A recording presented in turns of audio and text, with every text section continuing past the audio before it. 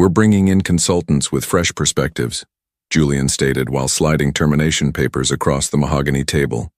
"Your legacy systems are holding us back." My name is Caleb Mercer. I'm 47, and until that moment, I'd been the senior systems architect at Ironveil Technologies for 18 years. I built their core software platform from nothing but caffeine and code when we were just 6 people working out of a warehouse in Seattle. I nodded without emotion, taking the packet.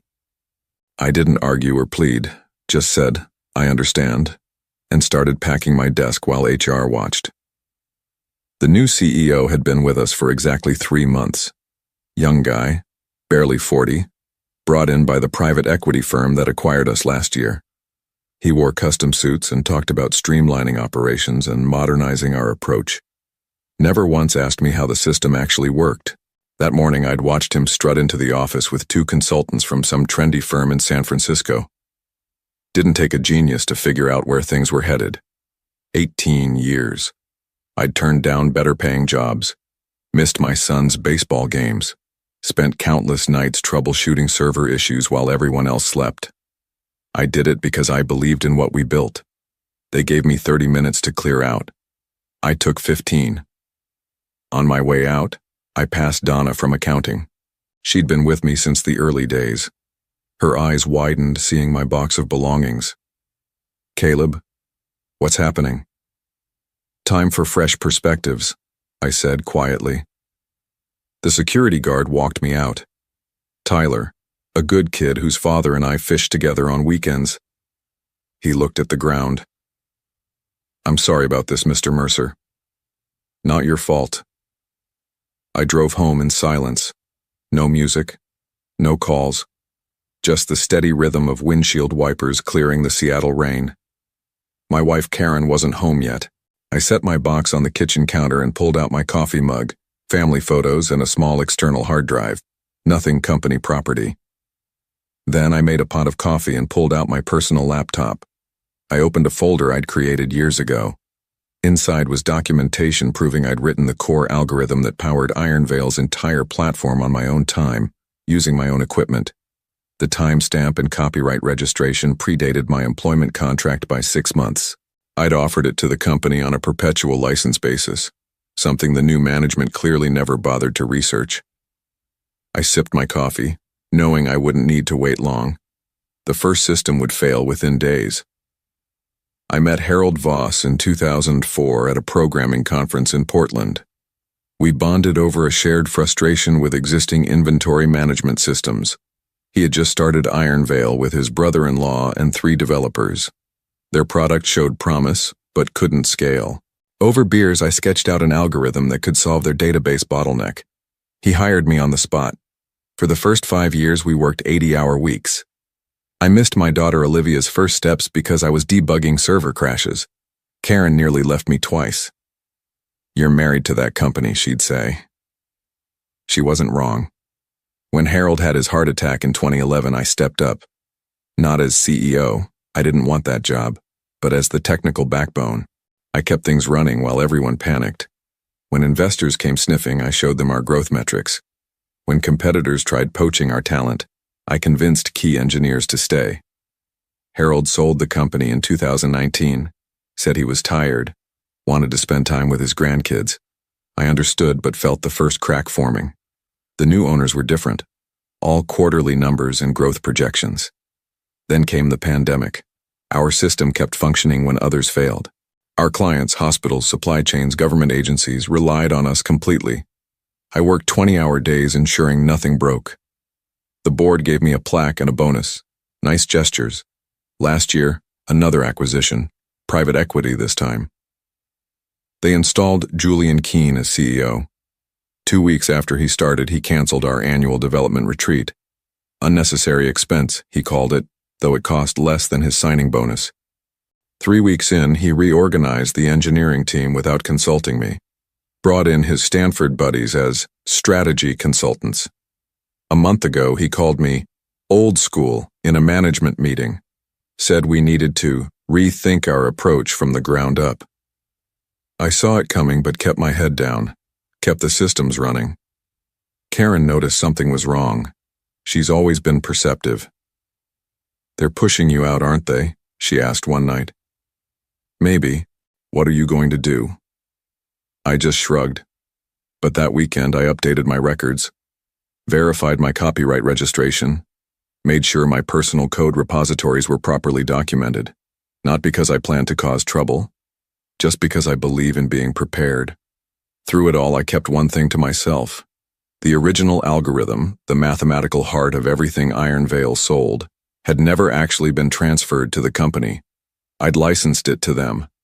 There's a difference, a big one. 3 days after my termination, I was fixing our backyard fence when my phone started buzzing. 5 missed calls from Ironveil's main number, 2 from Julian's direct line, 1 voicemail. "Caleb, this is Julian. We're having some issues with the core systems. Need your expertise. Call me back ASAP." I put my phone away and continued hammering. An hour later, more calls, texts from former team members. "Systems are crashing. Nobody knows what to do. The consultants broke something in the main algorithm. Clients are threatening to pull contracts."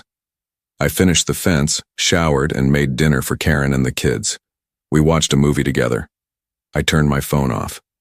The next morning, I woke up to an email from Julian marked, "Urgent Consulting Opportunity." He offered me $300 per hour to come in and assist with transition issues. No mention of what happened 3 days earlier. I declined politely. By noon, their legal team contacted me. Something about proprietary technology and employee obligations. I forwarded it to my lawyer without comment. My lawyer called me an hour later laughing. "They clearly haven't read your original contracts," he said. "The algorithm's copyright is registered to you personally. You granted them a license that specifically prohibits modification without written consent. You're completely in the clear." That's when the reality truly hit me. 18 years. All that sacrifice, the missed recitals and birthdays, the sleepless nights, and they discarded me like outdated hardware. I walked to my home office and pulled out a business card I'd kept in my desk drawer for nearly a year. Elaine Winters, CTO of Meridian Systems. She'd approached me at a conference last spring, impressed with what Ironveil had built. "If you ever want to change," she'd said, "we'd create something special for you." I'd been loyal then. Now I was free. I didn't call Elaine immediately. Instead, I drove to Lake Washington and sat watching boats cut through the water. For the first time in years, my thoughts weren't consumed by server loads or code deployments. My phone rang again. "Julian." "Caleb, we need to talk. The situation is critical." "I'm listening." "Our clients are threatening to leave. The consultants can't figure out your system architecture. We need you back." "As what?" A pause. "As a senior consultant. With appropriate compensation, of course." "And the outdated legacy systems?" Another pause. "We may have been hasty in our assessment." I watched a blue heron land gracefully on a dock across the water. "I'll think about it," I said. But I already knew I wouldn't be going back. Not as a consultant. Not on their terms. On the drive home, my mind was quiet, but resolute. The realization wasn't just that they needed me. It was that I didn't need them. 2 days later, I accepted Elaine's lunch invitation. We met at a quiet restaurant in Bellevue, away from Seattle's tech district. "I heard about Ironveil's situation," she said after we ordered. "Their systems have been unstable for nearly a week." I nodded but said nothing. "Their clients are getting nervous, especially the healthcare networks." I took a sip of water. "They have capable engineers, but not the architect." She studied me. "You built something remarkable there, Caleb. Something that shouldn't be lost because of corporate short-sightedness."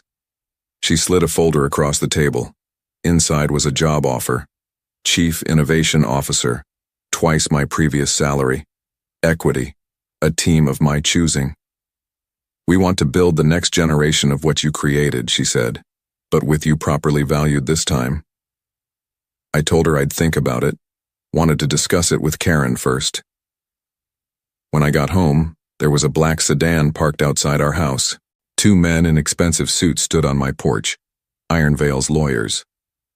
"Mr. Mercer," the older one said, "we've been trying to reach you regarding an urgent company matter. I'm not with the company anymore. This concerns intellectual property developed during your employment. We'll need all your personal devices for examination. Standard procedure in these situations." I knew what they were after. Evidence that I'd taken company code or used company resources to develop my algorithm. Something to invalidate my copyright. "You'll need to speak with my attorney," I said, handing them his card. "I have nothing else to discuss." That evening, Julian called again. "Your lawyer is being difficult," he said. "This could get messy, Caleb. Legal battles, public statements. None of us want that." "What do you want, Julian?" "Come back. 6 months, full salary, help the transition team understand the systems, and we'll part ways amicably. The company keeps all rights to the technology, and you get a clean break." "The core algorithm was never Ironveil's property," I said. "I licensed it to the company before I was even an employee." Silence. Then, "That's absurd. Everything you developed was work for hire. Check the original licensing agreement from 2004, it's still binding. That documentation doesn't exist. We've been through everything.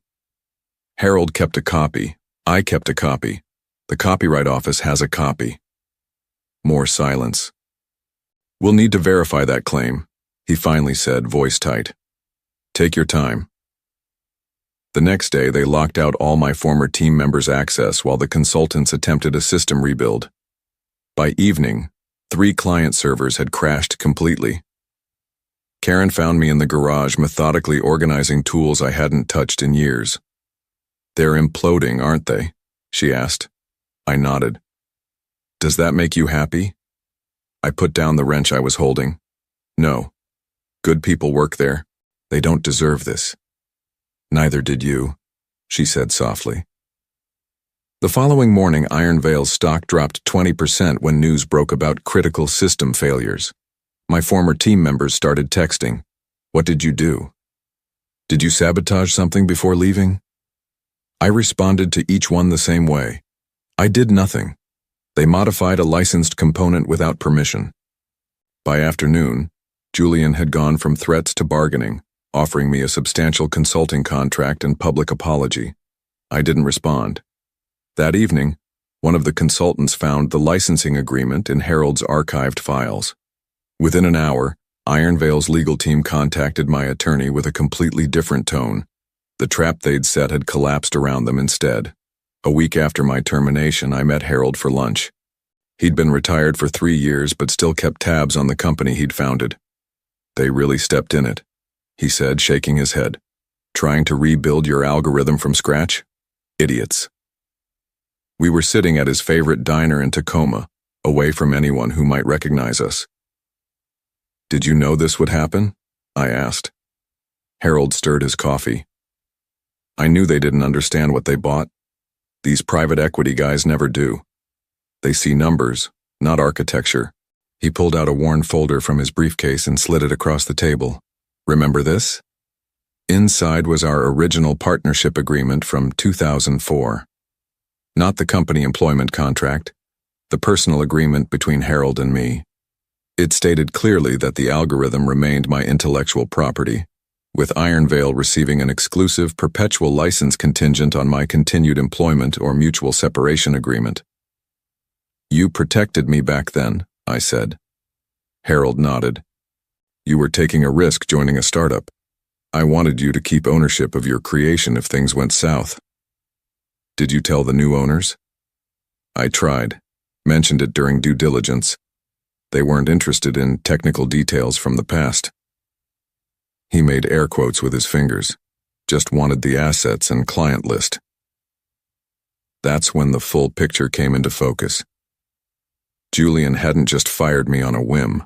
The private equity firm was planning to strip Ironveil for parts, sell off the client relationships and proprietary technology separately for maximum profit.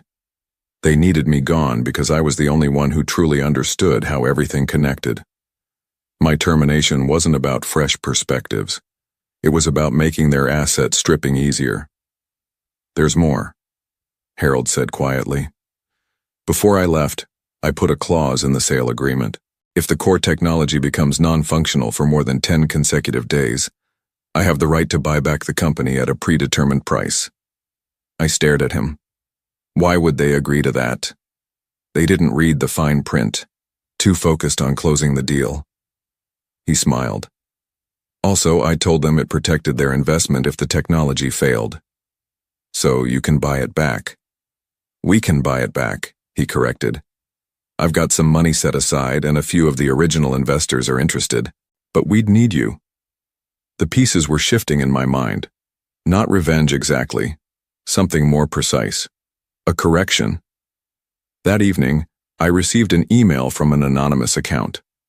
Inside was evidence that Julian and the consultants had been planning to sell our healthcare division to a competitor, a move that would have violated client confidentiality agreements and potentially exposed patient data.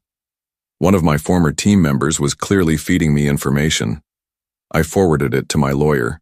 The next day, 3 major clients announced they were suspending their contracts with Ironveil due to reliability concerns. Their combined business represented 40% of the company's annual revenue.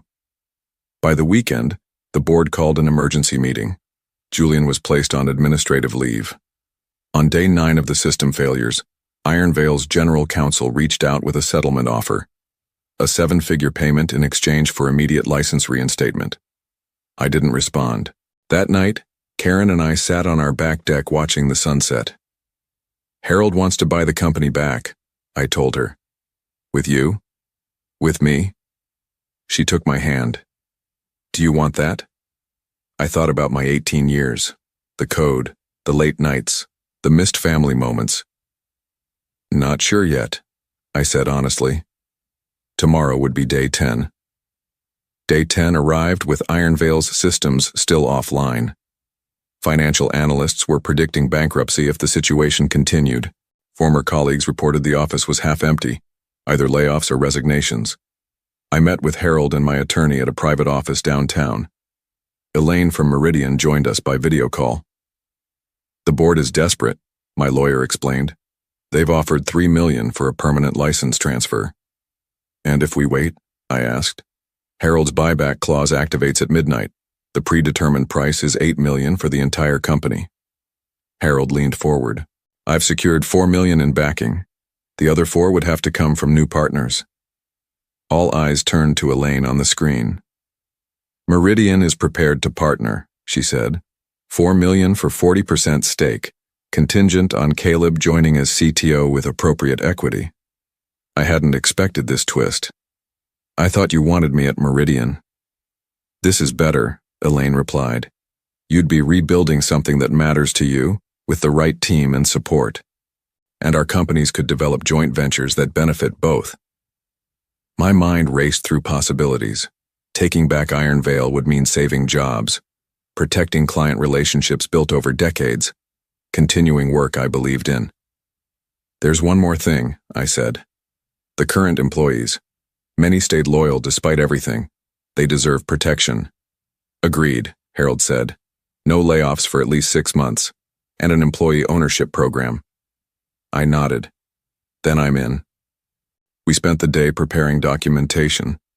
My lawyer drafted the license transfer agreement, with specific conditions. Harold contacted board members who'd worked with him before, explaining the situation. Elaine prepared the partnership terms. At 5 p.m., we submitted formal notice of Harold's intent to exercise his buyback option. At 6 p.m., Julian called, panic evident in his voice. "Caleb, whatever you're being offered, we'll double it. Just fix the systems today." "It's not about money," I said. "Then what? A public apology? Your old job back, name it." "It's about building something that lasts, something that matters. This is business, not some idealistic." I hung up. By 8 p.m., Julian had been officially terminated by the board. They reached out directly, desperate to avoid the buyback. "We've made mistakes," the chairman admitted, "but we can still make this right." "You're right," I agreed. "By honoring Harold's buyback clause and facilitating an orderly transition, At 11:30 p.m., 30 minutes before the deadline, they conceded. The board approved Harold's buyback. Meridian's partnership was accepted. The paperwork was signed. At midnight, I sat at my kitchen table and wrote a simple email to my former team. The algorithm will be reinstated tomorrow morning. Ironveil is under new ownership. No jobs will be lost. I'll explain everything at the all-hands meeting. Caleb. Karen sat beside me as I hit send. So you're going back, she said. Not back. Forward. I closed my laptop. Different company now, different terms. You'll be busier than ever.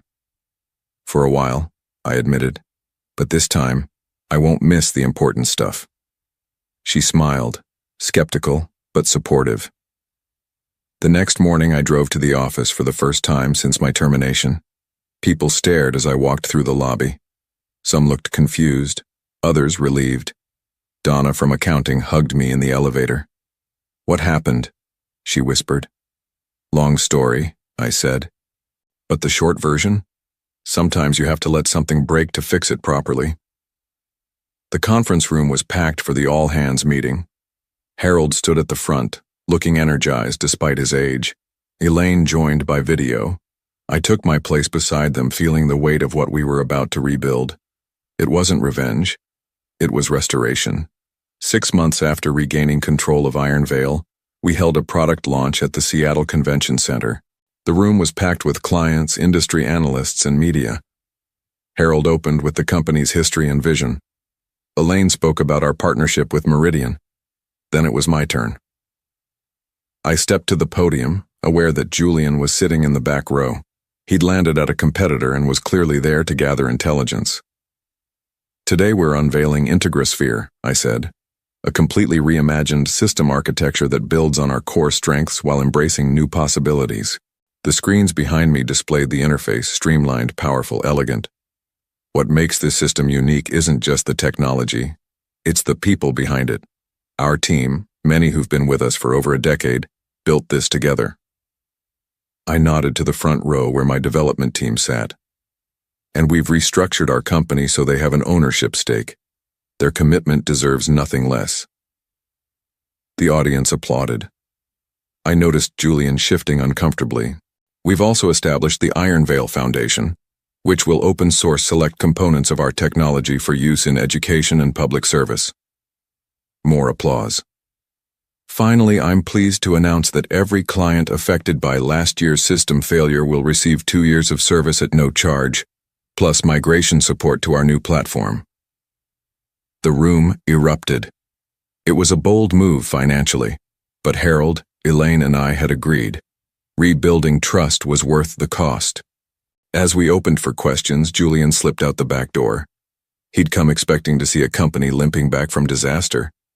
Instead, he witnessed one transformed by it.